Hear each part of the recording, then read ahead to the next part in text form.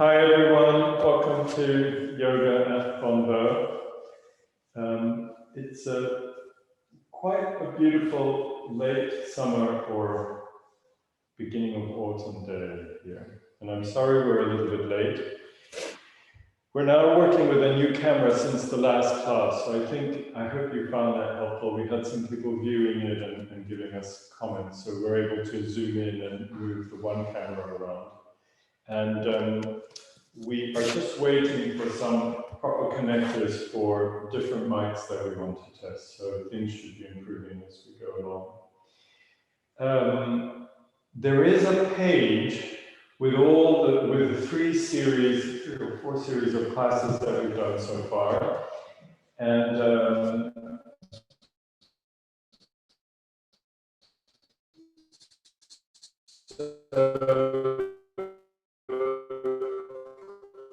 what we'll do is that the next naming, we will put the series as a kind of review from Israel as we're doing in this group of classes. It's free, and I think it's, if you're interested in yoga, or this is the first time you're doing it, or it's the first time you're practicing, with me, those are very nice classes.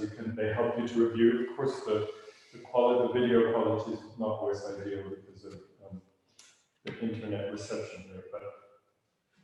So some of you have asked, how do I get onto those pages? So we'll be sending out the link again coming days. So I actually want to go over the main theme. We've been looking at standing poses, and we will move. We've been doing the triangle poses and looking at rotations and counter-rotations, and we just began to look at the warrior poses and the half moon poses. These are the triangle poses all have to do with how we root on the back leg and what happens when the free front legs comes forward and we walk. The warrior and the moon poses begin to do something to the relationship of legs to pelvis in that they widen and they ask for bigger forces. So we started to look at that, but actually today I just want to go back to the flexion extension theme of the spine, and then we'll see where we go towards the end of the class. So you're going to need a chair. So you guys grab a chair. Is this good here? Yeah, a bit more there. Yes, here we go.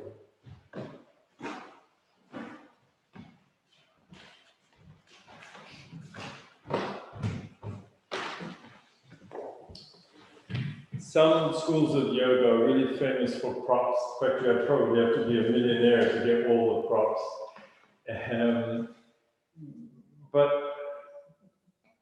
playing with the practice that you have on a chair or with cushions on the floor and varying it is actually a good thing to do because it changes the way that you lean on the world.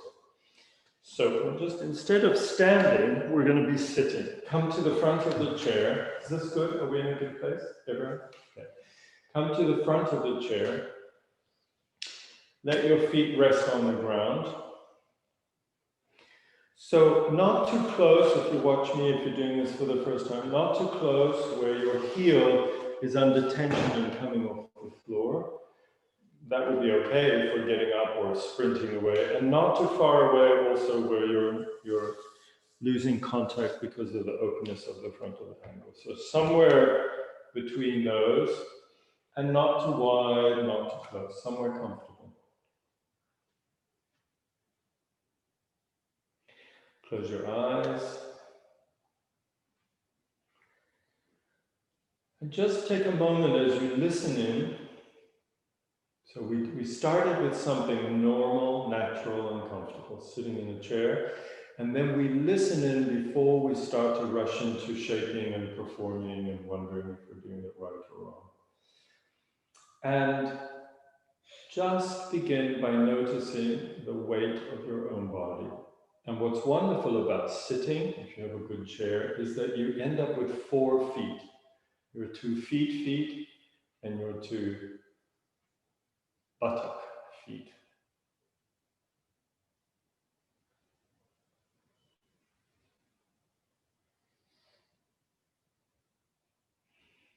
And notice what you notice. So we're not pushing information away in order to only notice perfect sitting, but we're just noticing what we're noticing. So I can feel, for example, the back of my legs kind of pulling my pelvis backwards a bit. You may feel comfortable, you may feel more heavy on one side or the other. So through the doorway of weight, we start to feel the relationships. They may be light, heavy, pull, push, more available to you, less available, more easy to be aware of, less easy to be, and all that stuff. All that stuff. So we want to be open to all of that. So also you guys, just notice if you feel like your legs are being pulled away from each other, they want to fall towards each other, or they're quite stable. I can feel my legs want to go, they just want to drop away wide. Or you may feel not perfectly stable. So for me, just to not have to fight with the adductor forces and the way my pelvis is, if I widen my feet just a bit more, that quietens down. So I don't know if that applies to you. No, I just feel absolutely in the perfect position. Yeah, in fact, your legs are wider than mine, but otherwise I think you would probably feel it. Okay, so we're just going to move the hands on the thighs. We're continuing to be aware of the sense of weight of our bodies. Yeah. So weight and touch and then breath. So if you yawn, like David just did, or you just start to enter the garden. Yeah. You can come around to the back of your pelvis with your hands, and then you can come forward again onto the thighs. You can come to the inner thigh. So if you're a beginner, I mean, we're all always beginners, but if you're doing this for one of the first times, I think this is very helpful because we're looking at the basic vocabulary for beginning to have a movement practice. If you are very athletic and this is the first time you're doing yoga, then of course this applies so that you're not worrying or nervous about what's going to happen next. If you practice a lot and you've done yoga for hundreds of years, I think we can go down the legs. Again, I think it's really important to play with how you start to practice. So lying on the floor and getting totally quiet and becoming a puddle is not the only way to start practicing. You can do it standing, it can be in the shower. I think actually beginning to practice has to do somewhere with the triangle of my sense of weight, my touching of myself or being near to myself, and just listening to the breath, not directing the breath, but listening to the breath. Okay, and then we can let the hands come up onto the upper body, over the shoulder, over the other shoulder, back of the neck, face. You can come to practice tired, you can come to practice just having woken up, you can come to practice really, really triggered by something or having had a very quiet, peaceful day, whatever, after a heavy lunch, before a heavy lunch. Yeah, you can go down the arm. Yeah, the hands.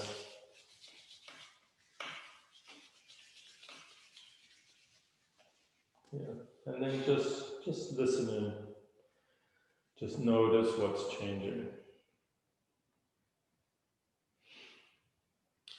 So it seems to me that being aware is different from being self-conscious. We talked about this last time.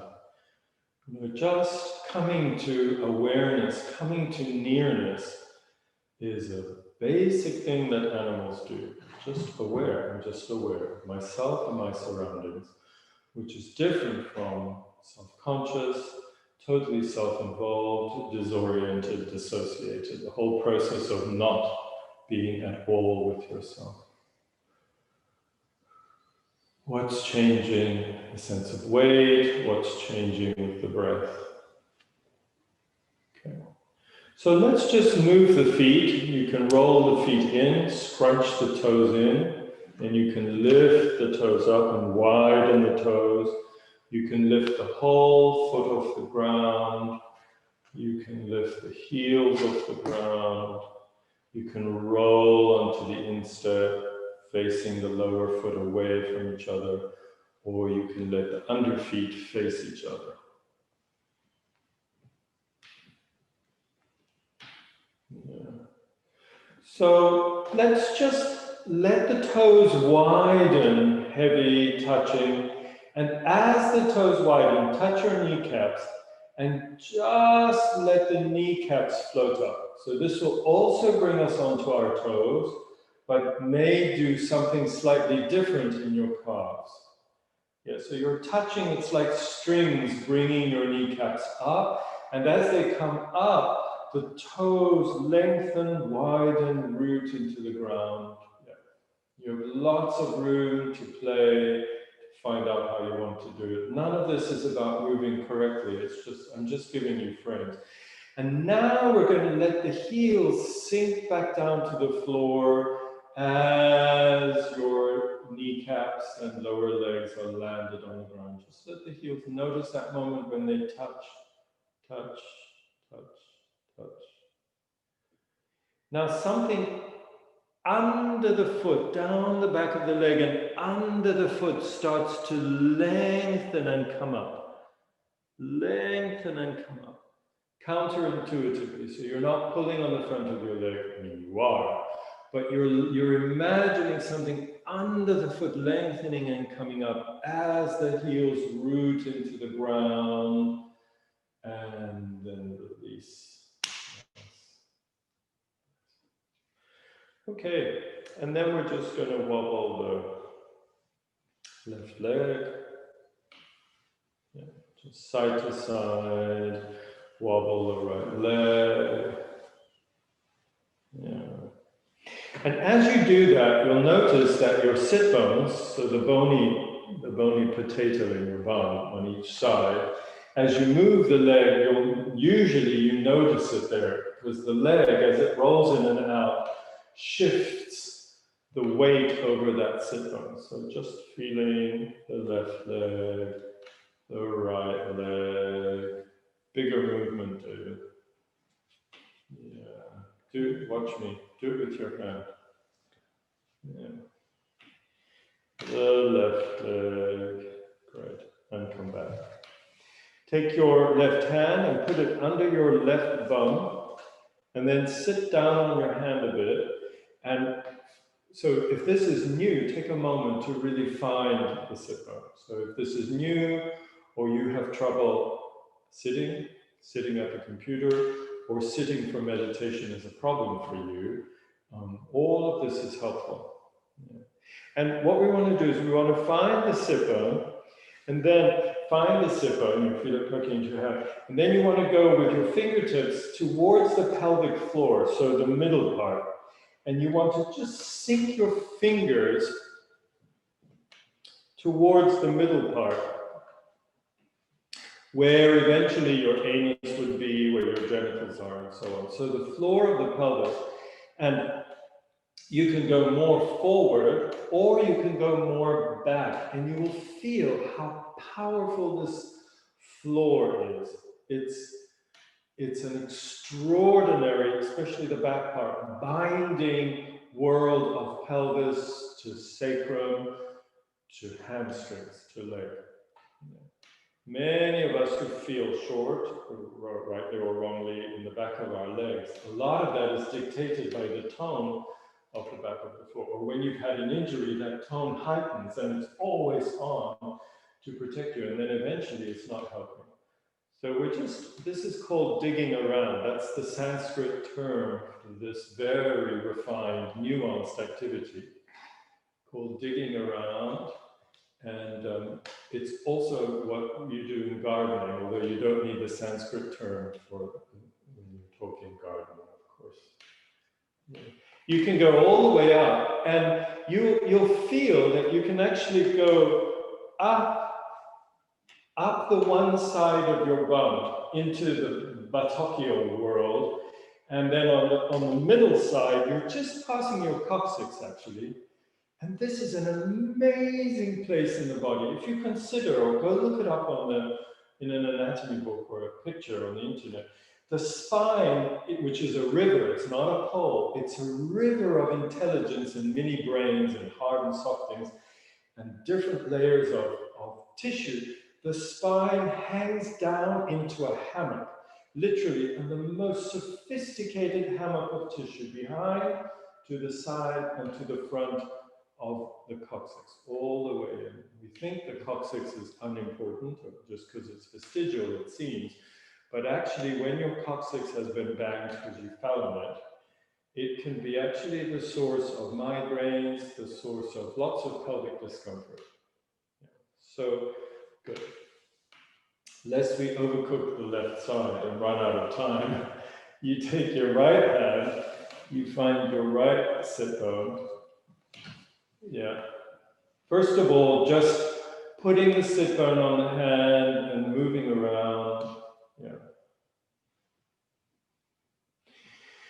Two fantastic ways of improving the quality of your back and your lower back if you do a lot of work sitting. One of the things is not to do everything at the computer sitting. You can stand, you can lie on the floor, you can lie on the couch. But two important things are spend a moment just making your bum wake up. Touching, going in there. So now we're going a little bit more towards the anus, and just waking up this world that we normally just plonk on the chair. And the other thing is to wake up the feet. Yes, which is what we were doing. But if you have a desk job, you can put spiky balls or pens or whatever on the floor, and then your foot is resting on, and it's palpatory. So we're making the buttock and the foot palpatory. You can say after this class, if they say, "What were you doing in the living room?" You can say, "I was learning to be palpatory with my bum." Problem is, then that person will say, "Show me." Yeah.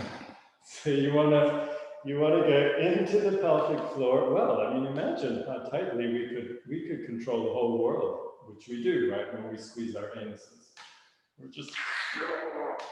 Then you're going up the back a bit, and coming out down. Great. Hands back on the thighs or wherever. Just for a moment, eyes open or closed, and just feel what that feels like. Yeah. Okay. So aware feet in the buttocks. And now, if you watch me for a moment, you don't need to do this with your hands. I just want to show you. So we're sitting, and we're just going to roll onto the back of the sit bone, and then onto the front of the sit bone. Watch me. But if I do like this, I haven't rolled on my sit bones at all. My pelvis hasn't moved at all, right? Or if I do like this, or if I do with my legs. So it's down here. You just want to roll back, and then you want to roll forward. So if it's helpful, you can put both hands on the groin, or like I just did. And we just want to roll back, all the way back. And then, of course, the upper body and head may follow.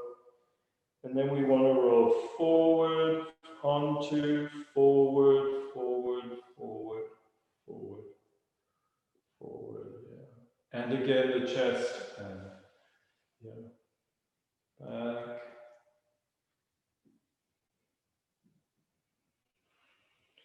So we were in the feet, and then we were looking at the sit bones, and now we're looking at the whole, let's say, wheel or bowl of the pelvis moving. Now you have the option, watch me, to do a movement. See, I'm doing a movement as if I'm being filmed or watched, or I'm watching myself. You see, it's like a calisthenic movement that you could tell me from the outside, you did a nice movement. Or I could be moving not as if I'm watching, but as if I'm bathing in the movement. Okay, that's something we lost, and it's worth recovering. Yeah, and it's technically we could say what we're looking at is making this area more haptic, More, that's the Greek word for a rich three-dimensional sensoriality. Originally in movement terms, hapticity was just the capacity for your finger to denote a sharp or a round edge. But the term has changed to mean the kind of life of an area. You know, now with the new iPhone, you have a choice. It says, would you like haptic responses? And if you say yes, then when you click, you get like a 3D buzz to your phone. Have you found the haptic? Yeah, you can turn it on. You can turn hapticity on. Yeah, so we're rolling, but we're not showing anyone the movement. We are soaking in the awakeness, in the nearness of the movement. I've changed my hands. Yeah.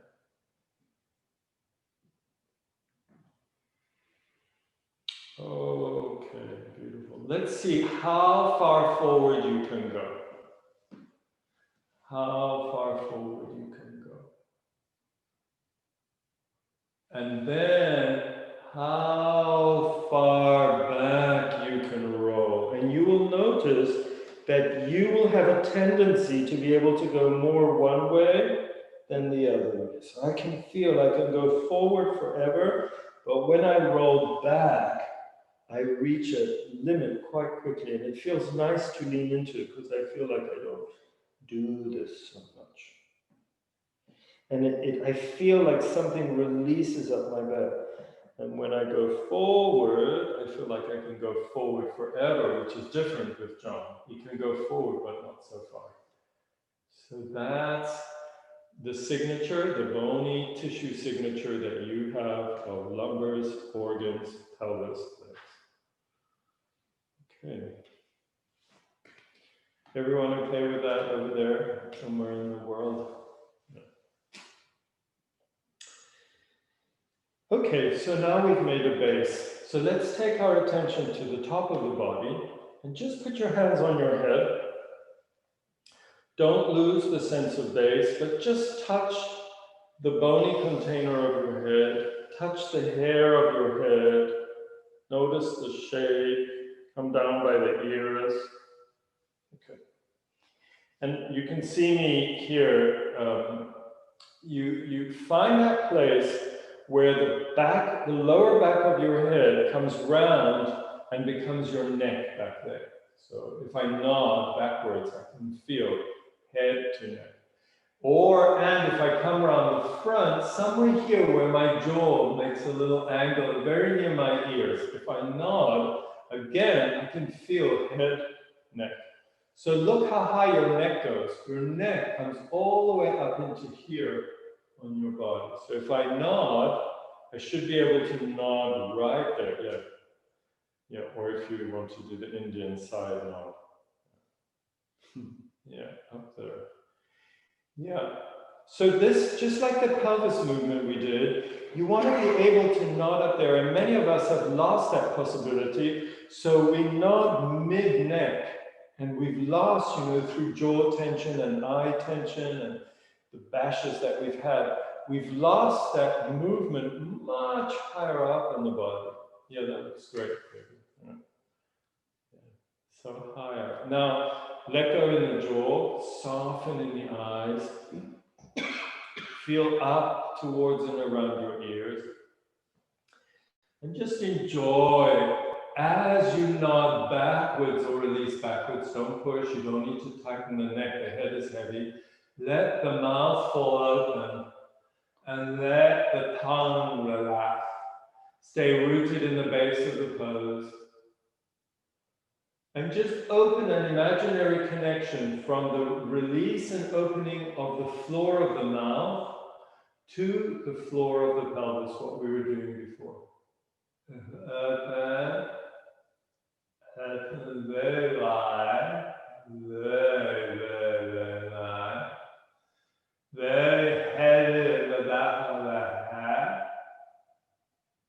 Don't fade the neck. And then we come up. And then again, don't squeeze on the front. From as high up as you can. Don't squeeze, don't force. As high up you can touch and play. Let the head drop forward. Just notice, play, feel, allow, allow. Heavy jaw, heavy tongue. You're not watching yourself touching. We'll do it again. Come through the middle. Nobody's watching. You don't need a perfect straight neck. Come on top. And then from way up there, you're letting the back of the head gently drop back. Drop back. Yeah. Drop back. Drop back. Letting the face open, letting the eyes be easy, deep in the ear, roof of the mouth, jaw. Yeah. That's nice. You could, next time you go back, you could let your mouth open and see what happens. Maybe you did that already. Yeah. Yeah. Don't do in the muscles though. Just be heavy. Yeah. Because you rush up from your shoulders. Yeah. That's nice. Just let it. And then one more time forward, coming up, coming on top, and then using touch or awareness or just playfulness. Letting the whole head drop forward. Yeah.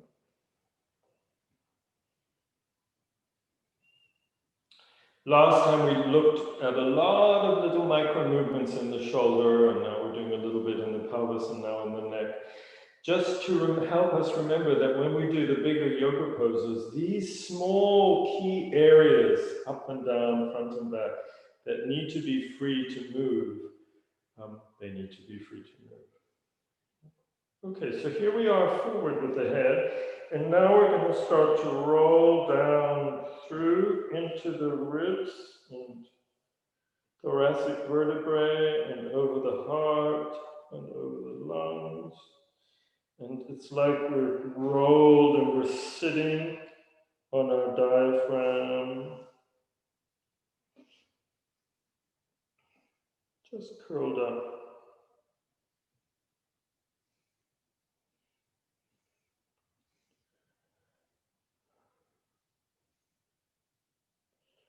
I think this could be called the hedgehog. Just all of that weight that's rolled forward. If you don't have any injury or pain in the neck, just don't force this. And then we're going to bring even more. We're going to roll down through the diaphragm to the long roots or legs of the diaphragm, touching my upper lower back. And now my elbows become something I can lean onto my legs. I can still touch the back of my head with my fingers, or I can support my head to let go, whatever you like, whatever you need. Sensing, listening, learning, remapping. If you have discomfort, you shouldn't just proceed because somebody else is giving some movement suggestions. If you have discomfort, you should inquire and ask, okay, what's going on? And if it's okay with your back and your spine, we can roll down further, letting the hands slide down the legs, and we can rest the arm on the thigh. Let the head rest through. Heavy through the head, soft in the mouth.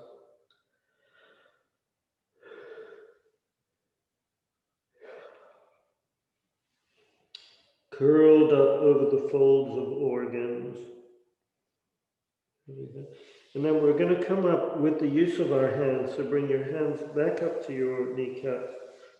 And just with the push of the hands, just roll back. Don't rush past anything. It's not about going slow. It's more just playful, sensing, rolling, coming back up.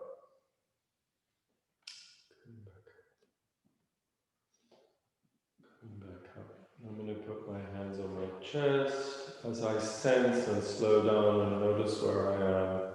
And I'm just going to touch up my chest, over my clavicles and my throat and my face, pull on my hair a bit and let my arms float upwards. Okay. Don't rush to straighten the arms. Don't widen the arms too quickly so that you can find your way. I'll fix the camera a bit. So we're just here like this. And what we want to do is we want the rising and floating of the arms to begin to, as it were, lengthen spine out from its roots, from deep in the floor of the pelvis, legs, heels, feet. Lengthen the spine out. And then the arms go up and they start to go back. And you feel how that begins to move the breastbone and the rib cage in this undulating back bending movement. So it's not about the size or getting it right. There's front to back, opening higher and higher, letting the palms open, fingers open, open, open. And then that was beautiful. Yeah, hands come back down all the way. How was that? How was your back, John? Good. Okay. Okay.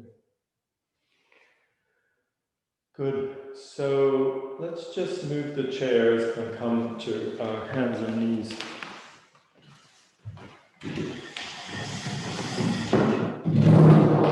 So I'll let you just go sit up. You want to get onto your hands and knees.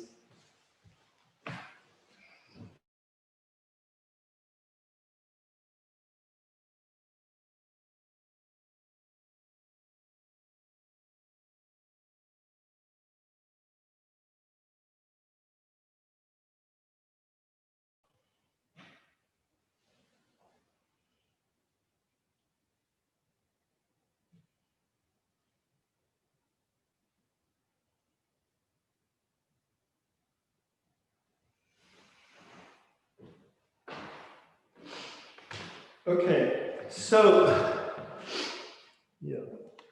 we're going to do the same thing, same kind of movement, except that we've fallen off the chair and we're on our hands and knees. So try to let your imagination, and as you move, just let your imagining body make connections for you. So we're not doing something totally different. We're on our hands and knees, except instead of sitting on the chair on our buttocks with the feet and the buttocks rooting, we've now got the hands and knees to toes rooting, which means that the tailbone is in a different position to gravity on the ground because it's free to float. So just as you let the weight of your body root down into hands and knees, just start to let yourself have a tailbone, a tail, a squirrel's tail, a horse's tail, whatever tail you want, a finch's tail. Let your tail grow out between your legs and let it begin to move around. So it's, of course, other things will move, but you're not moving your pelvis. You're moving your tail. You're letting it swish from side to side, or your tail has eyes at the end and it's looking up or looking down. So we're using the very end of the axis, head to tail of the spine, of the column. We're using the very end of it. We're making it alive and awake, and we're letting it move around. And then you notice that your pelvis is following. John, this is also a great way, when the whole sacrum thing starts to feel like it's going wrong. Yeah, so even though your lower back is following and moving, you're not moving like, if I move from my back, you see that I'm moving like this. But it's really from the tail. I can make circles. I can go from side to side. Down. I can really tuck under and feel that this is traveling all the way up my spine into the back of my head. Or I can start to reach back and more back and then up and that's starting to arch my spine. Yeah, and the weight over the 4 places where I'm resting on the ground changes. Wonderful. Now we let the tail now live and breathe and be happy. So we have a tail. And now we let the antlers grow out of the bones of the head. So we give ourselves a moment to have growth out through the cranial direction of the body, out through the bones of the head. And if you just open your imagination, it can be antlers or branches or air or invisible tendrils, whatever, something pushing, something pulling. And then it's those prolongations that begin to move your head. This is what we did in sitting. We woke up the tail and the base, and we woke up the head and the summit. So it's this length. It's not some kind of tension in my neck that's moving my head. It's this long, aware growth that's coming out of me, that's moving up and down and around. And soft in the mouth, soft in the back of the tongue.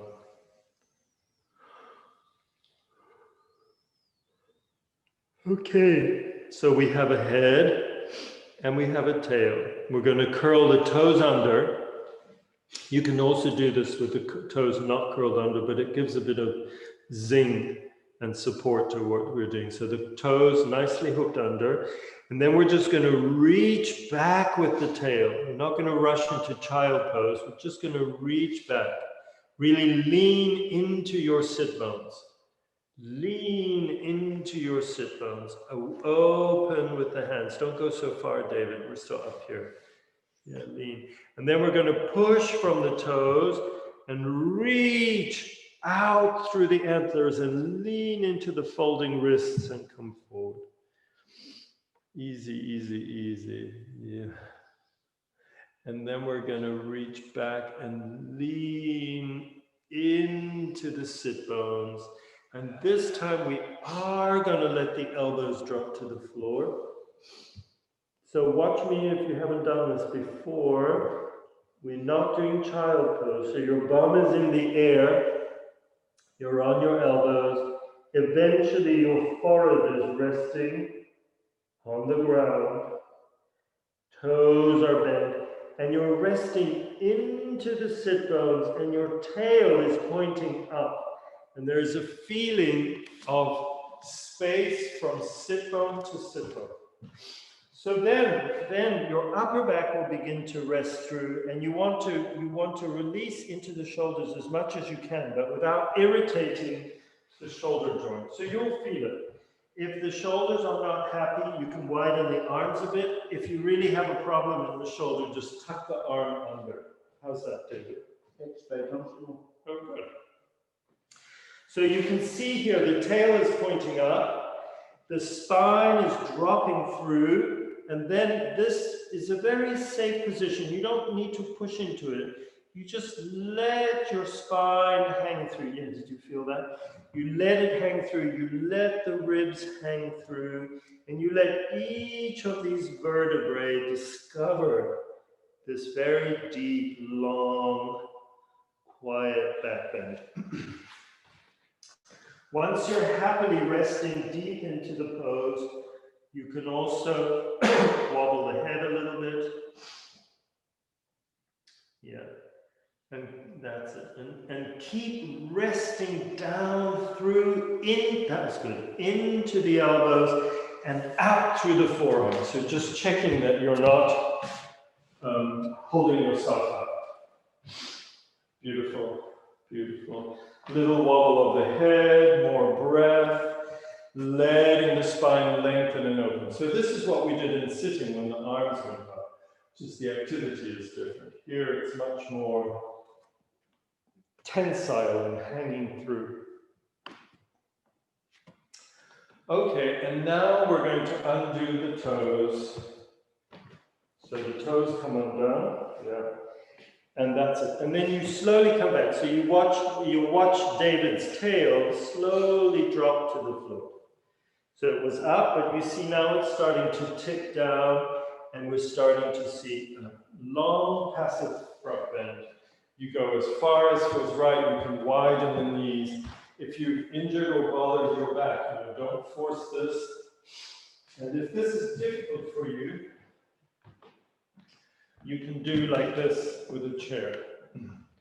So if going all the way down is difficult, especially because of lower back issues or whiplash, you can have a chair like this, and you just put a cushion here where you're going to rest your forehead, and you can work like this. It's wonderful.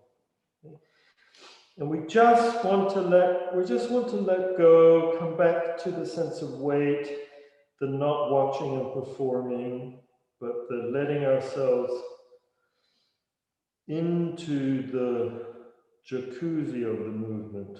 It's like you're going into this hot, all-involving jacuzzi moment.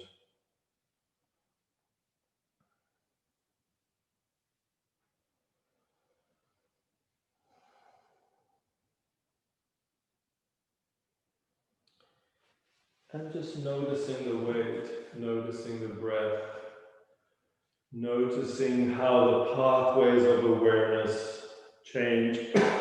Very often as we move, we're not trying to move slowly or in any kind of special way. What we're doing here is opening up the big, typical movements of a verticalizing human being. We bend forward, we bend back, we rotate, we bend to the side, and then, which is what yoga is about. And then you, as you play and practice, you find out what works for you, and you start to wonder, how come I move so little there? Am I happy with that, etc. So it's mapping, learning. It's really like gardening. You're digging around in the earth and you're finding out what's in there. The earthworms and the rocks.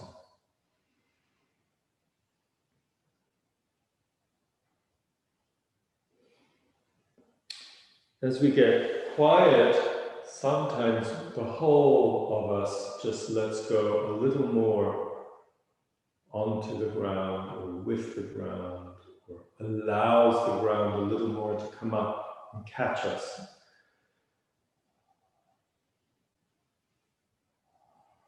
And we're not looking for anything cosmic or special, it's just whatever is there is there. Okay, so now we're going to start to walk forward with the arms. We've done this lots of times before in lots of different ways. Yeah. So as you go forward with your arms, your bum starts to come up. And right here, stop, David. There's a moment where from being front-bended, you're suddenly bottomed up, like that. And you can see the back is curving and the tail is up. So we're looking for that. You see, you don't need to be perpendicular with your thighs. You may be leaning a little back. He probably can go a bit forward in a moment. Then you want to hook your toes under. That's it. So you could lean back a little into that. Right, and then you just add any going forward with the arms. Don't take your pelvis forward anymore, so you stay here. Yeah. No, you can come up a bit more. That's it. Then you go forward and you widen the arms, or you do whatever is needed so that the shoulder girdle isn't blocked. The head is heavy on the ground. We're back to where we were. You can allow the head to wobble a little bit. Soft inside the mouth. Very nice. Very nice. So, passive as this is, it's very deep and very safe as long as you listen to your shoulders and you listen to your back and neck. And it's very deep because in the quietness of what we're doing, we're actually lengthening the very deep front of the back, with a long ligament along the front of the spine, with all the places where the organs hang off the spine, and all of that ligamentous webbing behind the heart up into the throat. It's a pathway that goes from the top where we were nodding all the way down to the tail. all of that is woken up. And normally we are actually resting the other way, you know, slumped forward, about to fall into the internet. So normally we're not invigorating and waking this up. And then with the arm sliding forward on the ground, the arm inside, if you're not straining, the arm is moving the endothoracic space, this inner chest space with the bag around the lungs and the heart. So it's moving these deep recesses which sometimes have not moved in our life for a long time. And then you rush to yoga and you do a back bend like that, but actually nothing has moved behind your chest. But here you are, you're moving. Okay. So now you may, if you're way down there inside your carpet, you may have to take a look if you haven't done this before. Toes are curled under, resting into the ground, not pushing anywhere. We're going to nudge and push with the toes, reach with the antlers, and come through. Come through, come through. And then you don't want to rush into arching your lower back like I just did. You want to, that's nice, John. You want to come all the way through. You can turn your hands out a bit if it's helpful. From the toes, up the deep line of the legs, up the front of the back, deep inside the body. You want to come up and let it, and let it travel up through, out. Yeah. Resting on your knees. It's a very, very serious moment.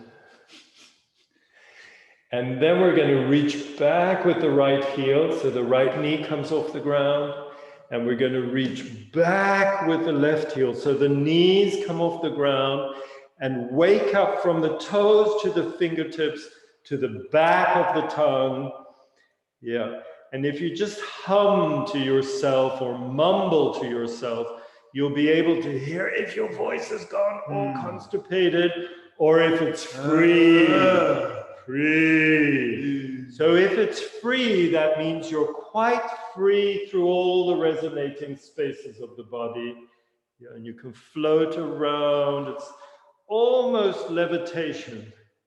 You can try it. Just lift your hands and feet off the ground and you'll be levitating. It's almost levitating. And then your bum begins to ascend. Your knees bend and your bum begins to ascend, and we start to do classical dog pose, dog with the face down pose. But what I'd like you to do is not rush to put your heels on the ground, but actually bend into the toes, especially the big toe. You want to floss your big toe as your sit bones go up, as you drool down into your hands, letting your spine. So the legs straighten because of the movement of the rising sit bones. As the sit bones go up, it's like the deep inner pipe of the leg opens, and you are not doing a straightening of leg. Something deep inside, and it's very nice, both of you. Yeah, you can see the leg happening, and you're both doing it in very different ways. Also, the arms, the pipes of the arms get longer and longer and longer and longer. And longer as you go higher and higher on the toes, and we'll just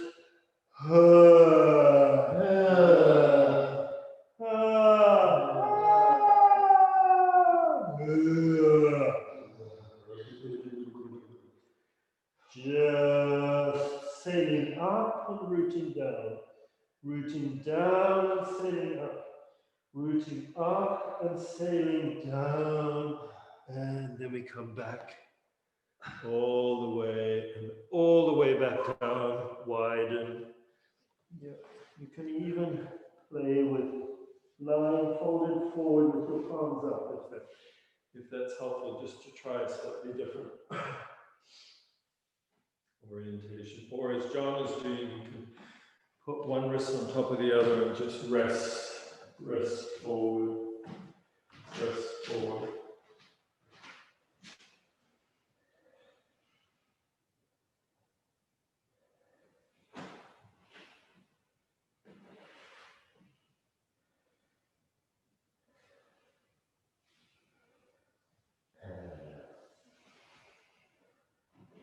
Where are we now? We're in Bonnevaux. This is good. This is good. We'd actually, you can stay here, or we'd actually come all the way back now. Yeah.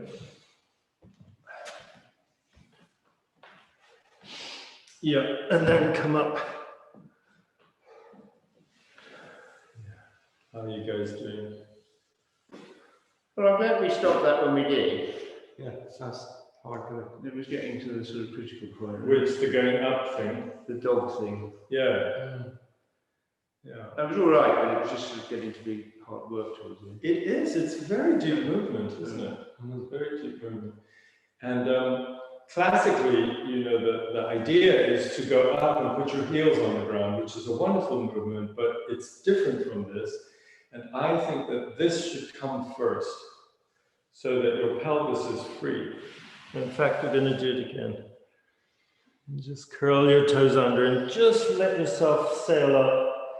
Let your elbows be soft, let your knees be soft. Really rest into the toes. See how I'm moving through my feet and just playing and making sure that the big toe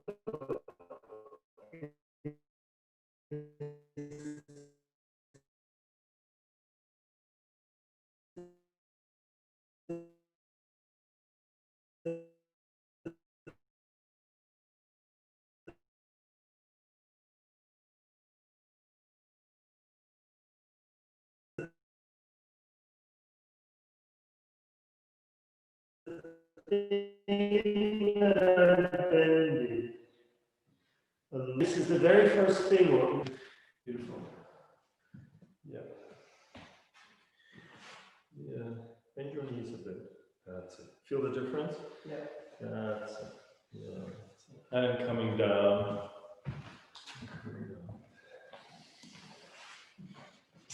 Okay, so we're just going to close with the chair again. Just the last 5 or so minutes. Just so get your chair, but this time put the chair in front of you.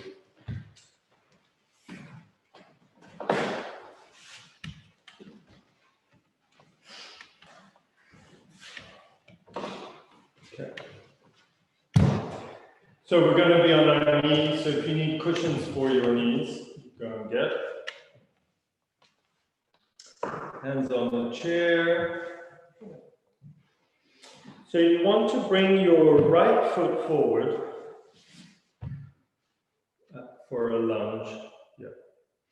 Hands on the, it depends on what you need. You can be higher and then make your way down. Now, so foot, knee, back knee on the floor, and then I'm just going to move that front foot around and that front leg around just to feel my weight in. And just see I'm playing like this. Make sure the back knee is protected if it starts to feel bothered. I can also support on the chair, but reach down and touch the ankle. And then I'm going to slowly let the back leg ease back a little. The back leg eases back a little. So now I'm descending into a lunge. I have the chair to support me. My legs are getting wider and wider. My back leg is going back. My front knee is over my front heel. Yeah. And the chair, I can play with the chair, but it's a support so I'm not tight in my legs and in the floor of my pelvis. And then as I rest down into the lunge, I let my head and my spine open up and out. That's beautiful, both of you. Up and out. So you're very deep in the lunge. I'm not going to do anything major, but if you just go forward with this foot. Okay, push the chair away a bit. Is that okay? Okay, so now you're less braced and you're more in. You feel this is great. That's it. And supporting and length up through the head as you open out through the legs and feet. Very nice. Is that okay, David? And then the other side. We come back. When you come back, just have a moment. Just have a moment somewhere ordinary. Feel breath. It's quite deep, right? Yeah. And it's fine. We've done this without the chair, but I think the chair does is it gives you the arms can touch something and it opens up the upper body. So supporting, get that front foot away, the front, the joints of toes, ankle, knee. Wonderful. And then knee more or less over that front heel. And then you walk back with the back knee if there's a bit more to go. And then really sink down. And even initially just kind of slump onto the chair. Close your eyes and just feel the sinking down into the ground and foot and pelvis. And all of that forces of the force of the two legs moving away from each other. And then the spine starts to wake up. So we have a rooting and a winging. A rooting and a winging. A rooting and a winging. A rooting and a winging. Yeah. Lots of length. Okay. On this side, we'll just, you don't want to end up in the hospital. We'll just let one arm go up. Easy. Support with the chair. Yeah. And let your whole chest open up. You can change arms or let both arms go up. So you're going down and up, down and up, down, breath, and then just close for a moment.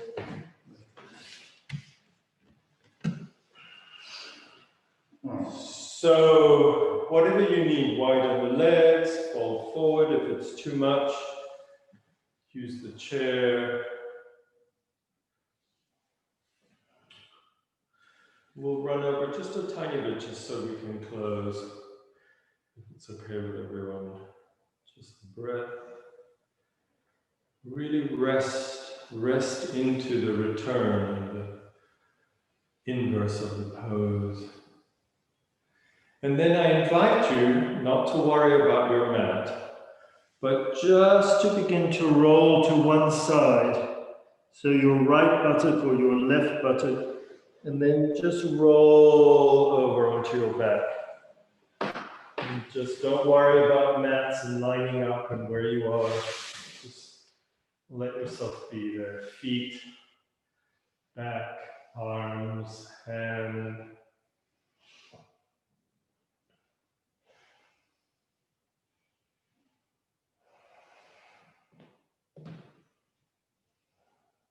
Breath.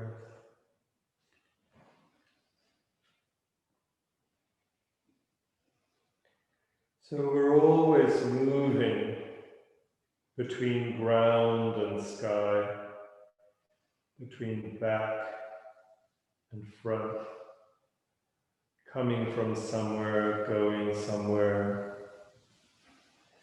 We're always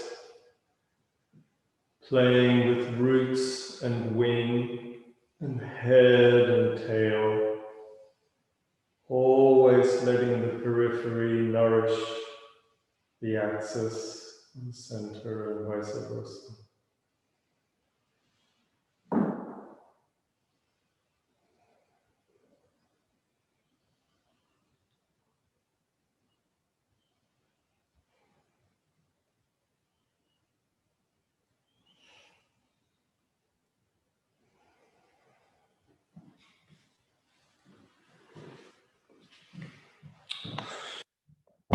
Okay, so thank you, everyone. Thanks, David and John and Luke. Here, have a good rest of the day, or beginning of your morning, or end of your day. And here at Bonnevaux, meditation is in 15 minutes. If you want to meditate at home, we won't be online, but just so you know that. Bye-bye. Oh, and very importantly, this is so important, we will also message you that there isn't a class next week because we're running a retreat. So the Zoom is not available. But those classes will be online and they will see you not next week, but the week. Bye.